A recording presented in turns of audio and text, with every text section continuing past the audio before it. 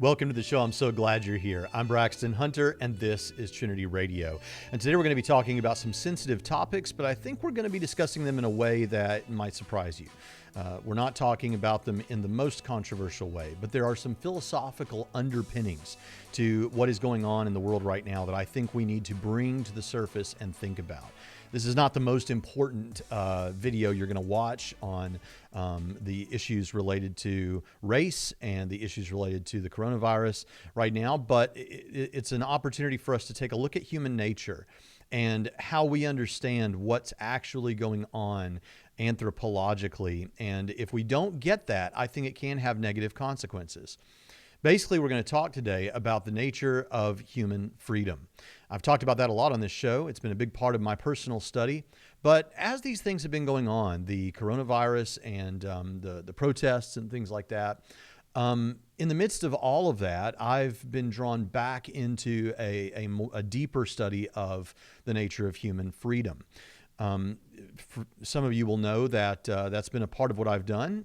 Years ago, I was more engaged with other Christians in theological discussions about the nature of human freedom. What kind of freedom does the Bible seem to present to us that we as humans have? Is everything determined by God, or did He give us what we call libertarian freedom?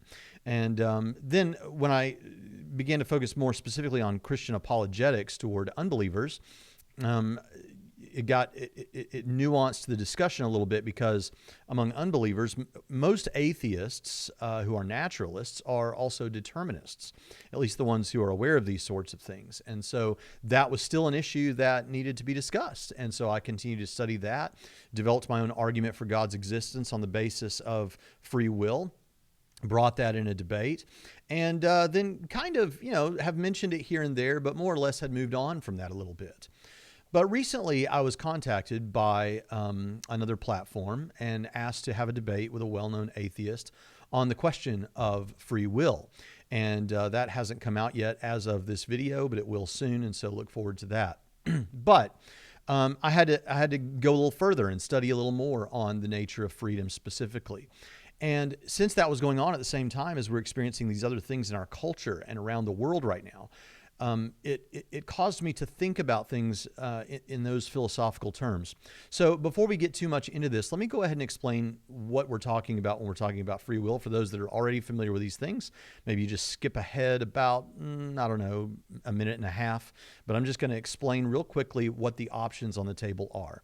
So when we're talking about free will, what many people believe they have is what is called libertarian freedom. And libertarian freedom means that nothing external to the agent, nothing external to you, determines what you will do. Now, you have influences. There are things that influence you. And when you do things, you do them for reasons. But those reasons don't force or cause you to do what you do.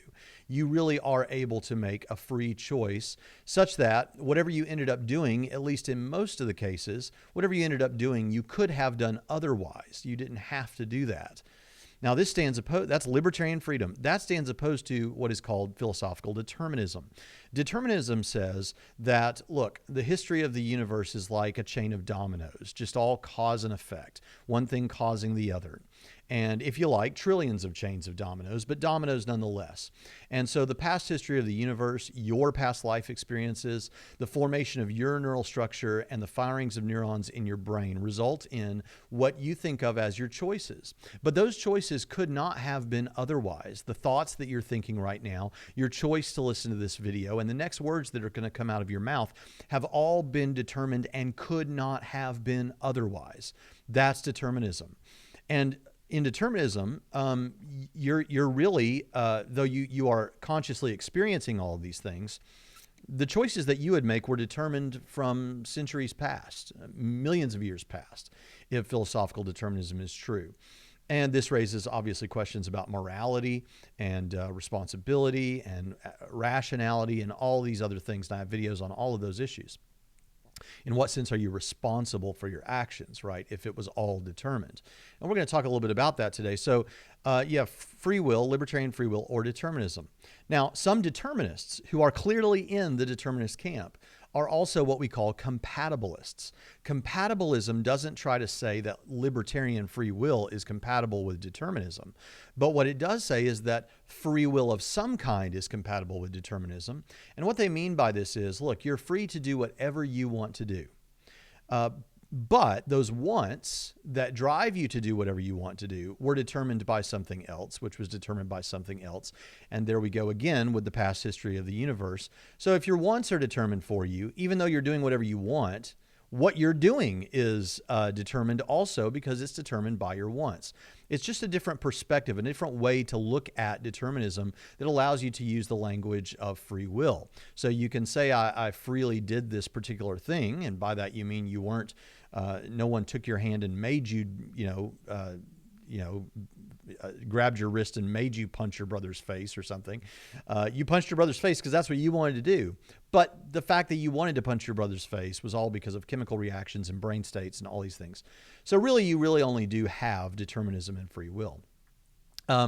What I want to say about this is, as I've been studying these things and reading and journal articles and going a bit deeper, at the same time as watching these things happen in our culture, what I see happening that is problematic is with the issues related to race that are going on, and with the issue of the coronavirus, I see that the wrong understanding of human freedom, the understanding that is held by many atheists and some Christians, but I really want to focus here on atheism and naturalism here.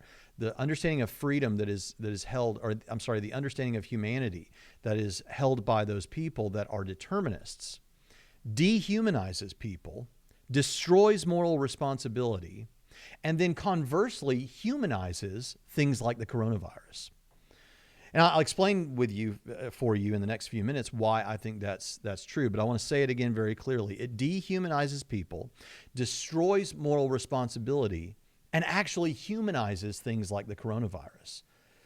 And I think that this is to get it completely backwards from the nature of reality, not only that we intuit, but it wouldn't make sense of the protests that are taking place. It wouldn't make sense of what's going on around the world as we're thinking about all of these things.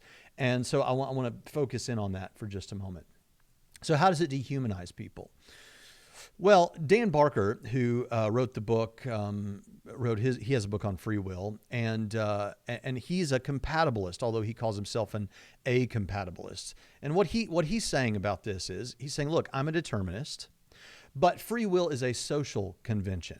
It's like marriage or like a game of chess or whatever. It's something that we as humans it kind of emerges from our social structures. So there's really not such a thing as free will, and we need to be pretty open about that. But we can still talk about free will. We can still hold people responsible. We can still, so that when a particular person engages in a crime, let's say a racially violent crime, this individual at some level couldn't help it, right? Because they were determined. They were determined by the past history of the universe. But of course, we're going to hold them responsible for that, because even if they aren't really responsible, and how could they be if all their actions, all their thoughts, and all their beliefs were determined? Even if they weren't responsible for that, we're going to hold them responsible because they were the agent that took the action. They may not be the ultimate source of those actions because it was all determined, but they are the immediate source. They're the ones that just now did that. And so we're going to hold them responsible.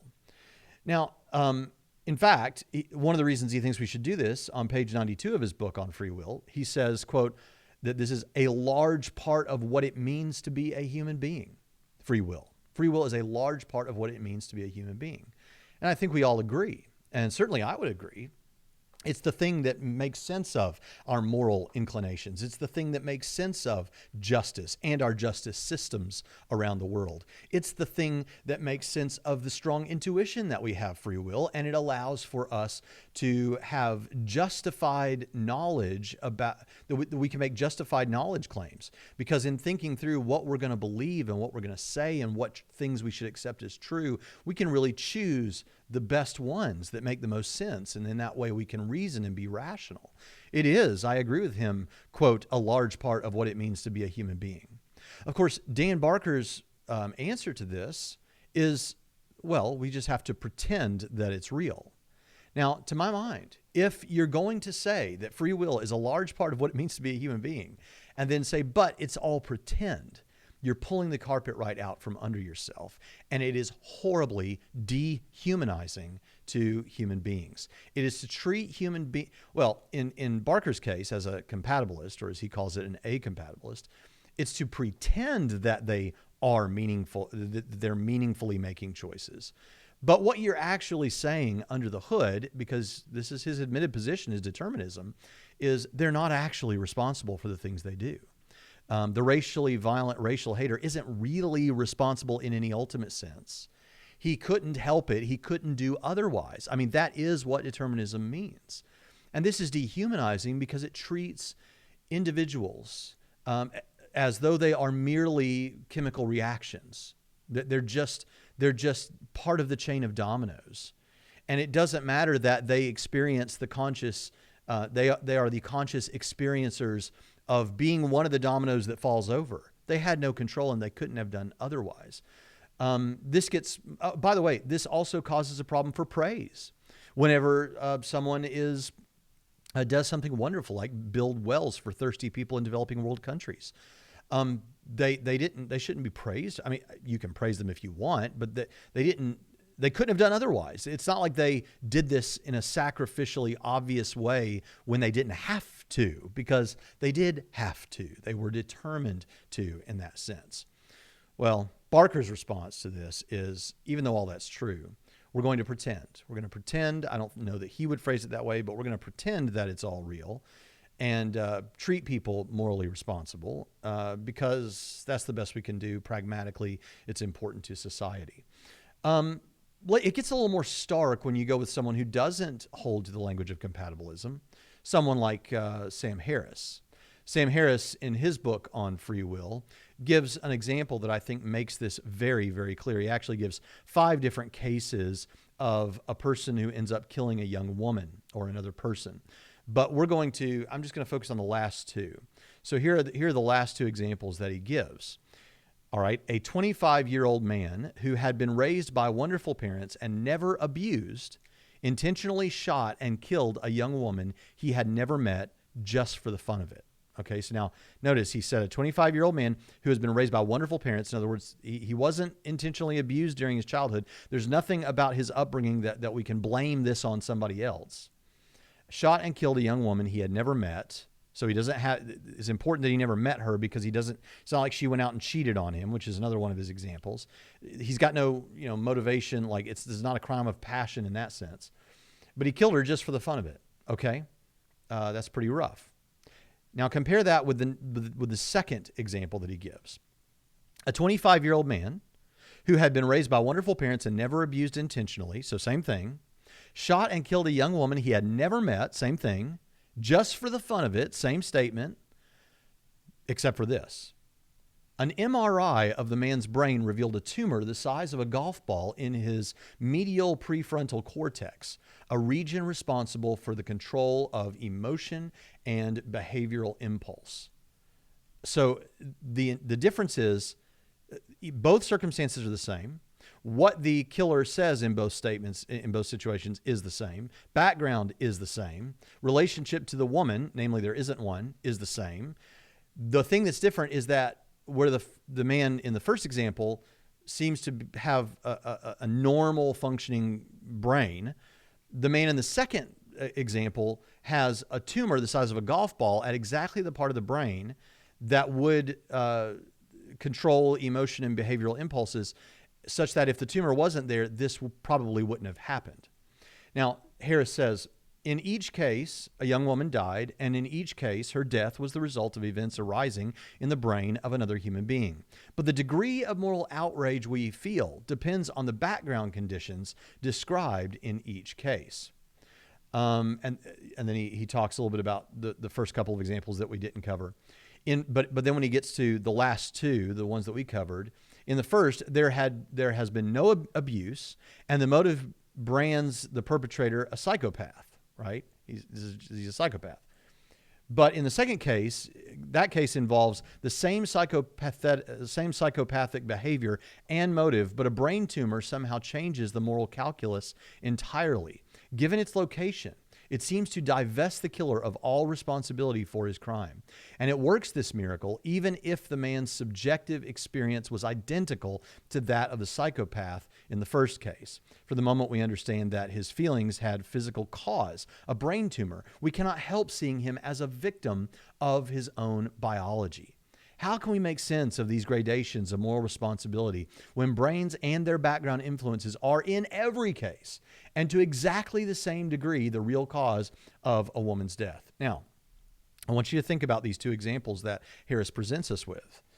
You've got two guys who killed a girl that they didn't know. These are guys that have a good upbringing, but in one case we think of them as morally responsible. Someone might want revenge against them.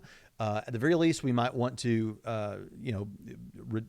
distribute retributive justice or something, or at the very least, lock them up, right? There's serious consequences, and we blame them. That's the important key. We blame that individual. But when another individual does exactly the same thing under the same circumstances, but there's a brain tumor there that affects things, we feel more sympathy. We recognize this wasn't really him. This was the result of a tumor that was causing this to happen. Now, people like you and me, if you're a libertarian, can understand this, and we say, yeah, that kind of makes sense, right? But if you are committed to determinism, understand the situation. It's not as clear as that. The situation is that in one case, the case of the person with the brain tumor, he was doing what he was determined by his brain chemistry to do. In the case of the person without the brain tumor, he was determined by his brain chemistry to do exactly what he did. In both cases, the individual was determined, and in neither case could the individual do otherwise. There is the assumption that the person with the brain tumor was somehow inhibited such that he couldn't exactly do otherwise because he wasn't thinking right, whereas the other individual could have done otherwise. But understand, if determinism is true, both of these men are just experiencing chemical reactions in brain states. They're both just dominoes. So if you want to say something like, well, the person with the brain tumor couldn't have done otherwise, let's just say the person with the brain tumor 150% couldn't do otherwise, and the person without the brain tumor 100% couldn't do otherwise. But in both cases, it makes no sense. The individual couldn't have done otherwise because they were determined. So if you don't hold the person with the brain tumor responsible, you shouldn't be holding the person without the brain tumor responsible, because both were determined to do exactly what they did. What this means is both individuals are just chemical reactions. They're just bags of chemical reactions in that sense, and it dehumanizes them. People aren't praiseworthy. People aren't blameworthy. People aren't the originators of their actions. It dehumanizes people to the degree that if you're the kind of person who looks at the violent racial hater without a brain tumor, okay, the violent racial hater who does some violent act because they're racist, does this act, and you say, and you want to say about them, and you strongly feel that the reason we are upset about this, the reason we are speaking out, the reason we are crying out is because that individual could have done otherwise. If you believe that, like I believe that, then you believe in libertarian freedom. But if you're a determinist, you're committed to the idea that they couldn't help it. At some level, they couldn't help it. It was all determined, and it could not have been otherwise.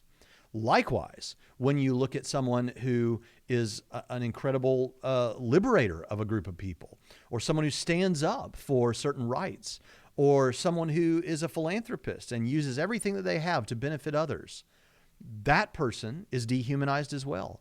They don't deserve to be praised because they were determined and they could not have done otherwise. Praise and blame go out the window.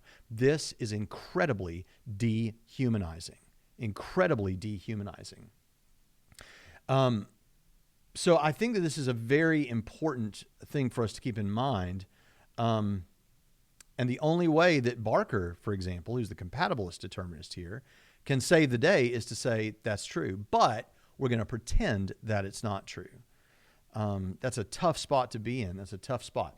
So it dehumanizes individuals. It doesn't make sense of what we see going on in our nation right now, where libertarian freedom does make sense of that. Freedom is not just a nice window dressing for these sorts of discussions that are happening right now around the world and in our country.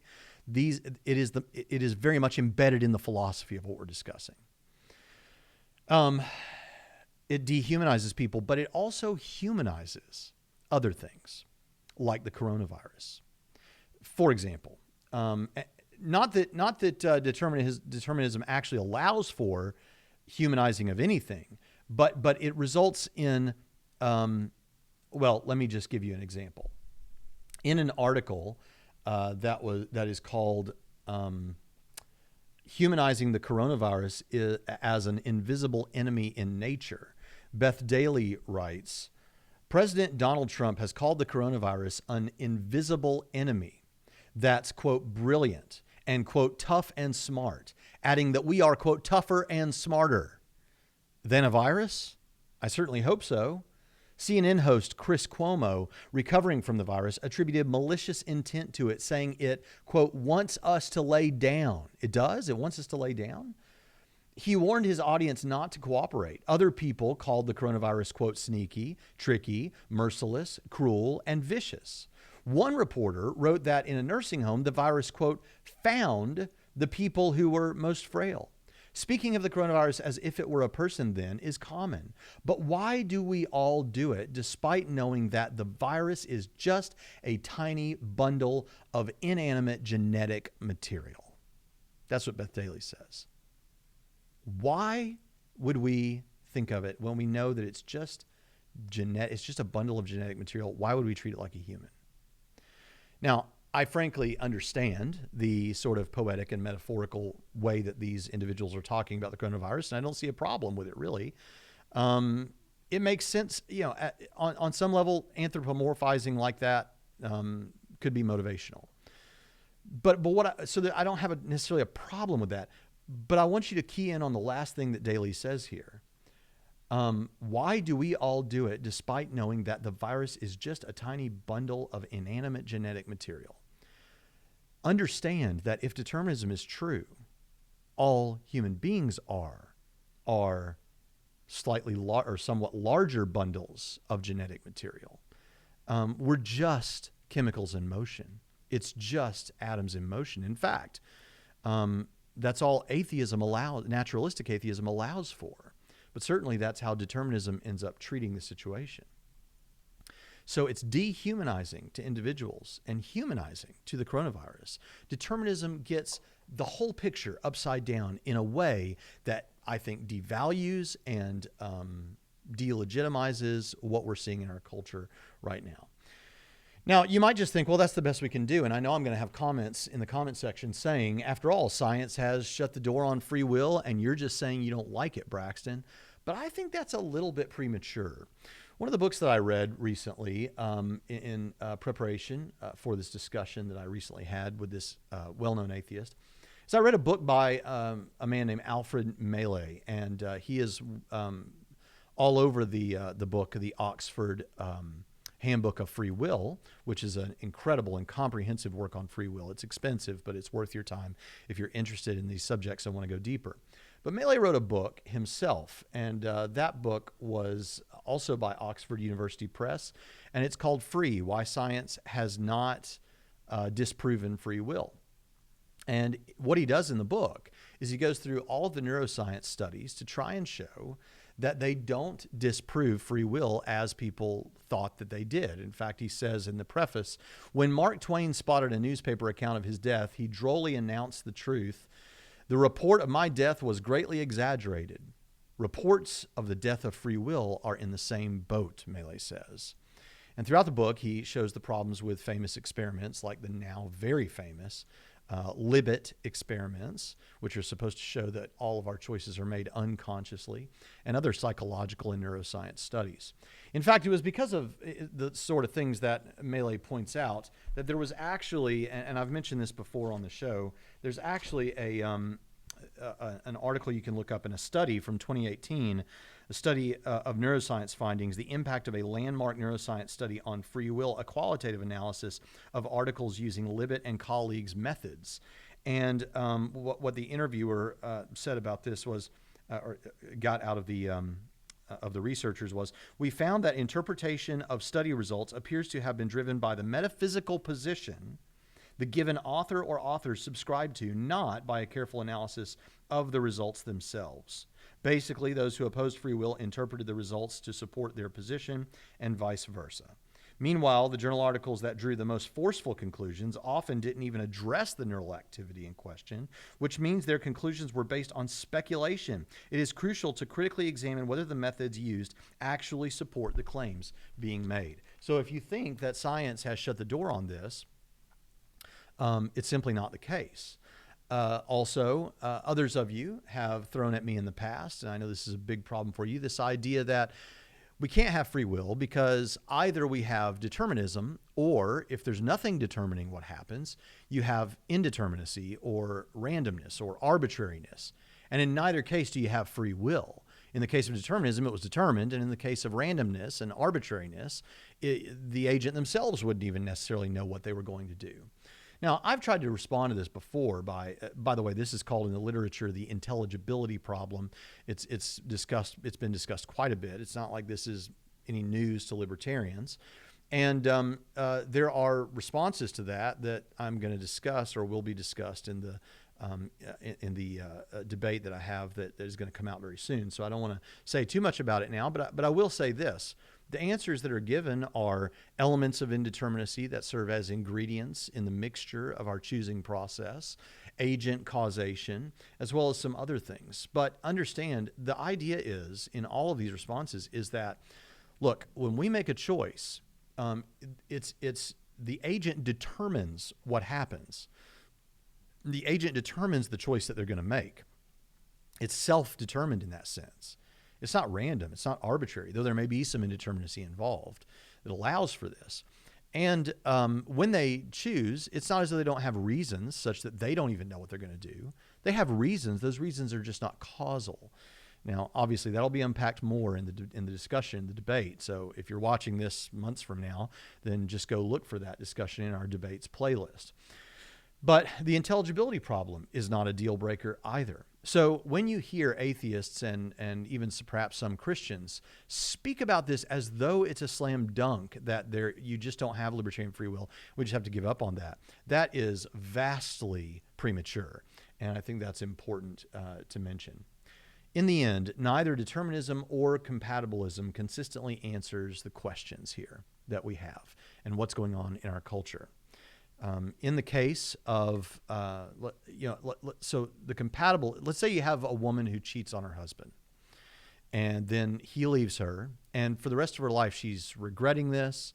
She is on anxiety and depression pills, perhaps at sometimes she's suicidal. I mean, it has really hurt her life. What does the compatibilist say about this? The compatibilist says, she couldn't have done otherwise, but we're going to talk about our actions as though they're free. I submit to you that if you really believe determinism is true, that's a bit cruel, because she could learn from the gospel of determinism that she doesn't have to feel as bad about having cheated on her spouse as she does, because she was actually determined to do this and couldn't have done otherwise. This could liberate her in a sense, in the sense that she would feel like she didn't have to have that regret anymore. It could soften that blow. Of course, this wouldn't represent what I think is the truth about the nature of reality, but it does show that compatibilists, I think, are kind of trying to have their cake and eat it too, and are a bit cruel in this respect. I think it can be cruel. On the other hand, with the hard determinist who says, no, we don't even need to use the language of freedom, if you teach people that they're free on the basis of certain studies, like the Vol-Schooler study, that show that if you tell people that they are determined, they are likely to act less morally. This is just in the literature. And so I think that's dangerous too. And so what we have here is a situation where neither determinism nor compatibilism allows for a consistent reading of what's going on that makes sense of what's happening in our lives and in these major social and cultural issues that are happening in the world right now. You know what does? Libertarian freedom. Libertarian freedom makes sense of our holding people responsible for their actions. It makes sense of our holding the racial hater responsible.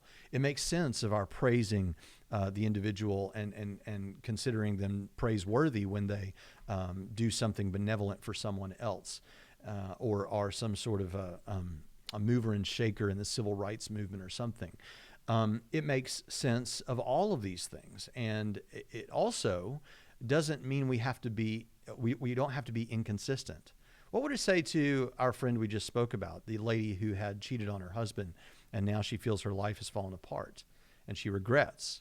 Well, the libertarian has some truth for such an individual that I think is good news.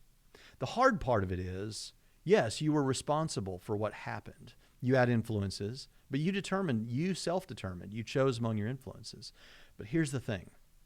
While that may have been a horrible part of your past, the truth is you have the freedom to choose what comes next. What's going to happen next? And as a Christian theist, I could say to such a person, you can freely choose to come to the Lord Jesus Christ, who has graced you with the message of the gospel. And you can respond by believing it and trusting in him. And in fact, ultimately, I think we need the gospel right now in our world. There are many people who are struggling with coronavirus, many people dying. They need to hear the gospel. And in the midst of the divisions that we have, whichever side of whatever political issue you're on, the truth is we need the Lord Jesus Christ right now. And I believe you can freely choose him. Thanks for watching, and I'll see you next time on Trinity Radio.